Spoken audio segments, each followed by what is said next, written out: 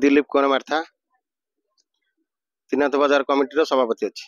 ए वर्ष आमर अष्टादश वार्षिक गजलक्ष्मी पूजा एमती आह्वान कालू चली आसी वर्ष 18 वर्ष पूर्ण होची ए टोटाल बजार कमिटी सदस्य मानक प्रचेष्टा चली यार नेतृत्व नौचे। केते टंका अटकल करा जाई पूजा रे खर्च? पूजा अटकल एठी 4 लाख व्यय। अच्छा ये जो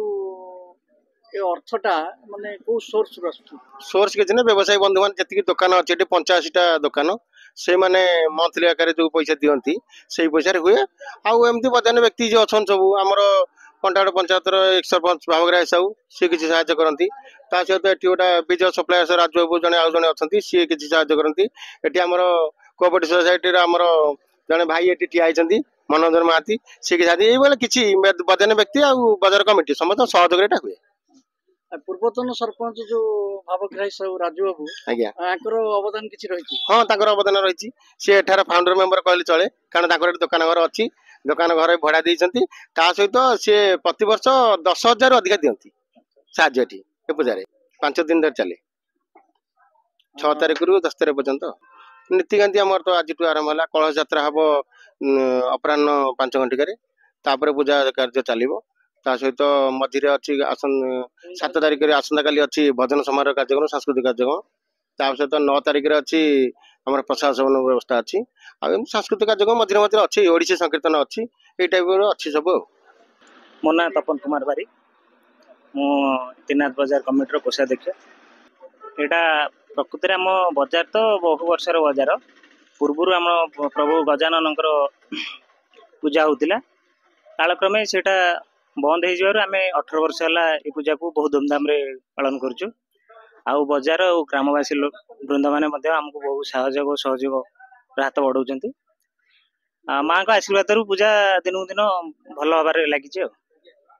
मुझे कुलमणि बेहरा त्रिनाथ बजार कमिटी संपादक। आपण गजलक्ष्मी पूजा बाबद कौन कहे? पूजा तो बहुत धूमधाम आडंबर पूर्ण हो 15 वर्षर अनुष्ठान चलती आस्ते आस्ते उन्नति कर खर्च पाखापी 4-5 लाख टका खर्च हो अर्थ बजार पिला कलेक्शन हो बाहर किसी आसती माने किसी नेतृस्थानीय व्यक्ति विशेष किसी सहयोग ना सेमती किसी ना पूर्वतन सरपंच आपनकर भाई भाई सब किसी किसी दियंतु हां सहयोग समिति कर सहयोग चलिबो पूजा पूजा 4-5 दिन चलिबो। मनोरंजन महांती कंटावाड़ प्रायतः ये 18 वर्ष है चालू रही यह कंटावाड़ पाखापाखि 5-6टी जो पंचायत अच्छी पाखापाखि सबुठ बड़ पूजा या पाखापाखि ये 80 ରୁ 85 जन व्यवसायी अच्छा ये व्यवसाय मानकर उद्यम एठार आज एमती चालू रही आज की 18 वर्ष है पूजा यह 5 दिन प्रोग्राम ये 5 दिन प्रोग्राम मध्य विभिन्न प्रकार सांस्कृतिक कार्यक्रम चली रही तेणुक पाखापाखि कंटावाड़ ग्राम समस्त व्यक्ति विशेष मैंने एठार सहयोग हाथ बढ़ाती जहाद्वारा पूर्वपरी एमती आगू गजलक्ष्मी पूजा चालू रही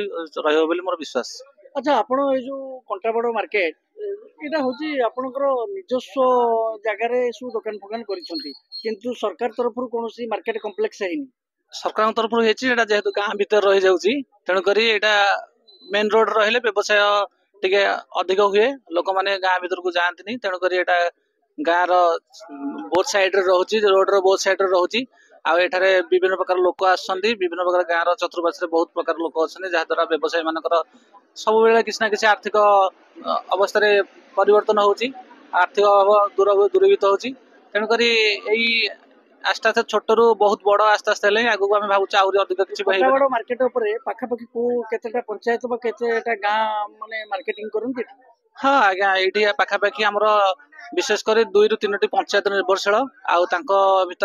पाखापाखि 17-18ଟି गाँ निर्भरशील आमर विभिन्न प्रकार आदिवासी साइड आरंभ कर आम निजस्व गाँ